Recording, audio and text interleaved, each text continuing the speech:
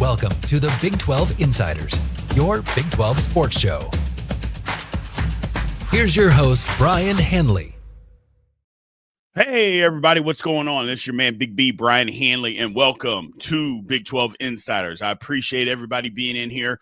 Look, the Big 12 has had success this season. Unlike last season in March Madness, I think the Big 12, regardless of what happens, on Saturday, this weekend in the Final Four, I think the Big 12 has had a successful postseason run here. And we're going to break all of that down for you today. I just think it's very important that we talk about it because, again, I think the Big 12 is being overlooked. I think it's all SEC. And if you can just take those blinders off, those ESPN media blinders off for just a second, you will see that the Big 12 has actually been very, very successful in March Madness. So before we get started, remember, as always, people, remember to like, follow, subscribe, continue to get in the comments section, and as always, hit that notification bell so you know exactly when Big 12 Insiders content comes out. But for me, I just think that the Big 12, has just been overlooked. Just all year long, been overlooked. Same thing in football. But in basketball, it just got overlooked as far as how good of a conference this actually is. All anybody wanted to talk about early on was the SEC, and for good reason. The SEC proved its mettle this year. It did. We can hate it. We can dislike it. We can say that ESPN has led the charge, and that's all anybody wants to talk about. But this year, they've earned it. They earned the praise. Okay, other than them getting into maybe even three teams that had absolutely no business being in the NCAA tournament, as a whole, it was the best conference. But the Big Ten wasn't second. I don't care what anybody says. I'm not going to listen to that. I'm just not going to listen to it. The Big 12 was by far, and to me, by far second. By far the second best conference in the country this year. And it isn't because, they've got a team still playing. It's not that.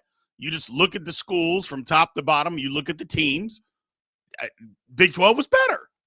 It was better. I mean, and you could even go back to West Virginia getting snubbed in the tournament. They did. Now, could they have helped themselves by, especially that last loss to Colorado in the Big 12 title game? I told you at the time, or not title game, Big 12 tournament, excuse me. I told you at the time that was going to be their death nail, that they weren't going to get in, and they didn't.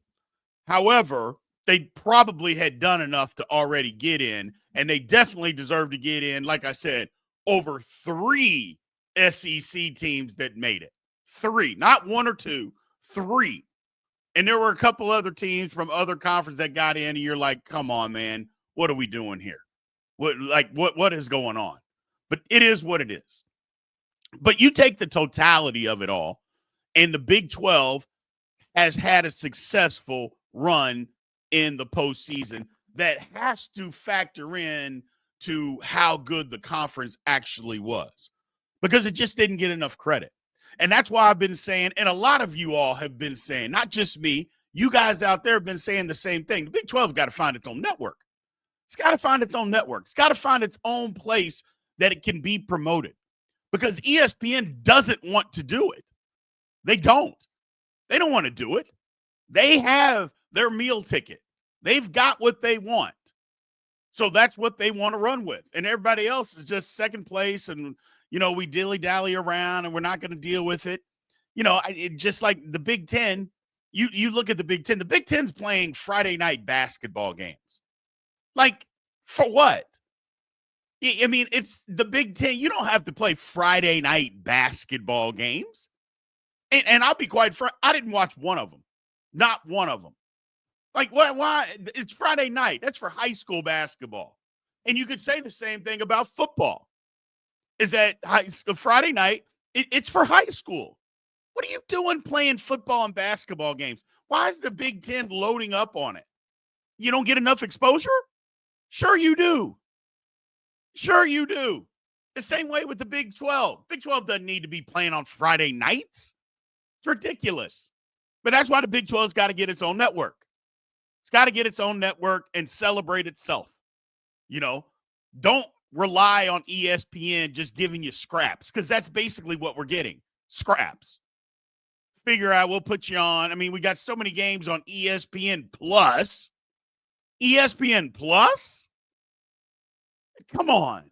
And there were good basketball games that showed up on ESPN Plus. It wasn't just the games that you and I or whoever perceived to be just dog basketball games. There were really good ones.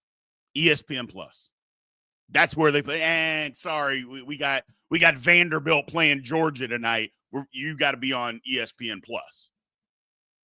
You know, it's just absolutely ridiculous. Just ridiculous. But you look at the tournament, you look at what the Big 12 has done, and you have 4 teams in the Sweet 16, 4 out of 7 that made the tournament. That was the highest percentage of any conference. Yes, I understand the SEC had 7 teams, but I just finished telling you the SEC had the best conference this year. They did.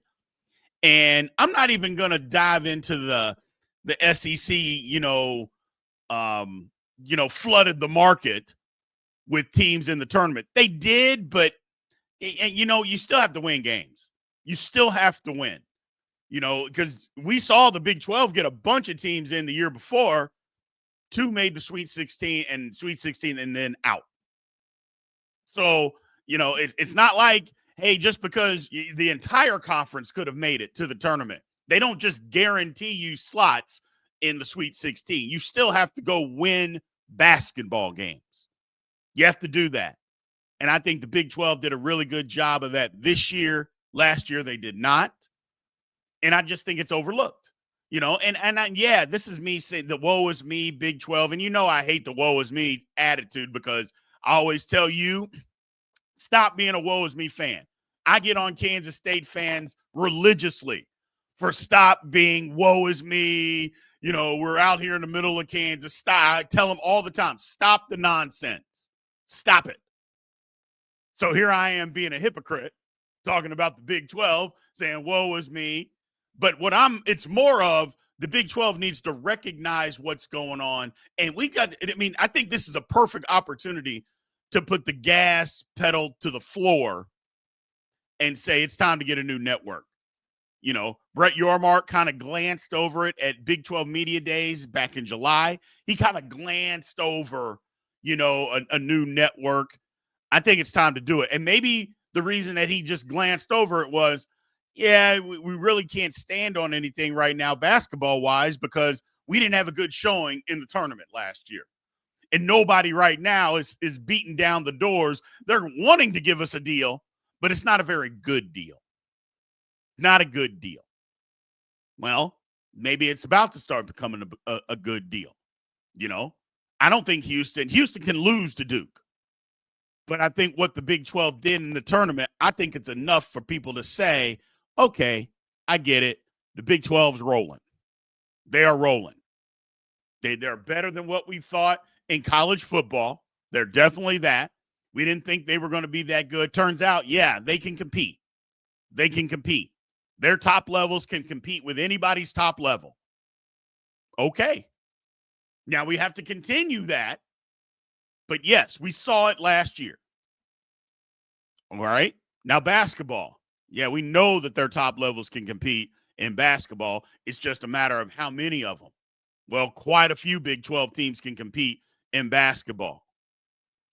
So it's going to be interesting to see this offseason what the chatter is and what the talk starts to turn as far as the Big 12 getting their own network. I think they got to lean into this whole TNT, TBS atmosphere. I think they got to lean into that. And the reason being is because it's a different market, but it's a market that I think would yearn for college athletics, yearn for college football, yearn for college basketball. Again, as you guys know, it's losing the NBA. So they got to fill the time slots with something. Now, granted, they always put on TV shows and stuff like that because it's not a sports network.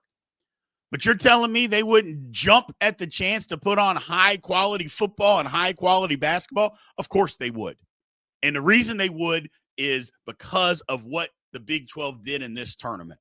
That's one of the reasons. I'm not going to say it's the only reason, but it's one of the reasons is what they did. Now, let Houston win a game or two this weekend. Let that happen. Then the conversation starts immediately. Brett Yormark, instead of making phone calls, he's taking phone calls from networks saying, hey, the Big 12 is pretty good, isn't it? And all he's going to sit back is, I've been telling you that all along. I've been telling you all along about how good we were. You just didn't want to listen. You didn't want to hear it. We've always been good. We've never been bad. So I'm ready for it. I just think that what they did in March Madness has gone so far in helping the league, and I understand that one of the games they got blown out in the Sweet 16. BYU did, but BYU overachieved. They did. They overachieved. Arizona, in my opinion, played the best game that they played all year long. They just ran into a team that was better than them. No shame in that. Now, Texas Tech, look, they gave one away. But they didn't give it away to some, 12th seed. They gave it away to Florida, who a lot of people think Florida is the best team in the country. So it's not like Tech gave this game away to some 11 seed, some Cinderella, that they were so much better than. I don't know that Tech was even better than Florida, other than they played better for 37 minutes.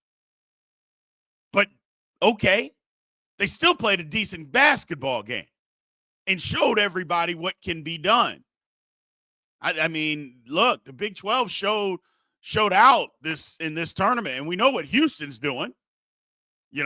Everybody thought there's no way that Houston, so they can't score. Again, people that don't pay attention talking about Houston can't score. They don't shoot the ball well. They don't even pay attention. But I don't know. There wasn't many people that thought Houston was going to beat Tennessee, other than people that watch the Big 12 and support the Big 12. But there was no national media people talking about that, and they beat the brakes off of them, just like we thought they would.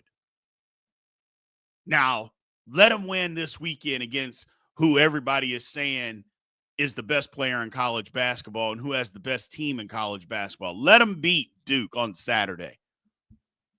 I'm telling you right now, I'm going to be unbearable on Monday. I'm just saying it right now. If Houston beats Duke, I am going to have a video. I'll probably lose subscribers. I am going to be unbearable about the Houston Cougars and how they're representing the Big 12. I'm just throwing it out there. Unbearable. First of all, I'm going to make a short video about it after the game. That's going to be unbearable. But the podcast is going to be unbearable if Houston wins. I might have to buy Houston gear. I don't know. We'll see. I'm just so pumped about where this conference actually is and where it can go. Because I think in basketball, if they hadn't gotten snubbed this year, I think next year basketball in the Big 12 is going to be even better, people. Because I think Kansas, I see them. I see what's going on there. It just – everybody's talking about their transfers and people transferring out. That team didn't mix. It didn't work. So that's okay. I wouldn't worry about that if I were you. It just didn't work. Bill Self said as much. It didn't work. Okay. I feel like Kansas will be back. I know Tech's going to continue to be there, and Houston's going to – all the teams, everybody's going to continue to be there. We just need a couple other teams to pick up the pace. A Kansas State, an Arizona State, who was supposed to be good this year, but you know how I feel about Bobby Hurley. A Utah. I love what Utah just said. What we're doing in basketball is not good enough. We have got to be better. We are not going to sit on the sidelines and just be mediocre when we have the potential to be better than that. I love what they did. Hey, sorry, it's not working with this coach. Let's go get another one. And you could say they copycatted off of BYU, hired an NBA assistant. Okay. And it works. It works, man. So good for them. Good for Utah. I suspect they'll be back because, again, with NIL and transfer portal, you don't know who can be good and who can't. And it doesn't take 3 or 4 years to build your program like it used to. You can be bad one year and you can be outstanding the next. That's just the way this thing works now. I'm excited for the Big 12. I think they're being overlooked. I think it's disrespectful. But you know what? That's okay. That's okay. We got an opportunity. And I am on the Houston Cougars bandwagon like I've never been before because they were representing the Big 12, and I want them to go win. I want them to go win. So that's all I got. I know it's a short video today. I apologize, but it is what it is. Sometimes they're longer, sometimes they're shorter. I appreciate you all. Have a good weekend. Root on those Houston Cougars, man. Root on those Houston Cougars. If you support the Big 12, root for Houston to win this game. And again, as a reminder, Houston Cougars beat Duke on Saturday. The podcast on Monday will 100% be unbearable. Absolutely unbearable. I can't wait. So go Houston because I want to act like an idiot on the podcast on Monday. You guys have a good weekend. I will talk to you soon. Thank you for watching the Big 12 Insiders, your Big 12 sports show. This has been a Spirit Street production.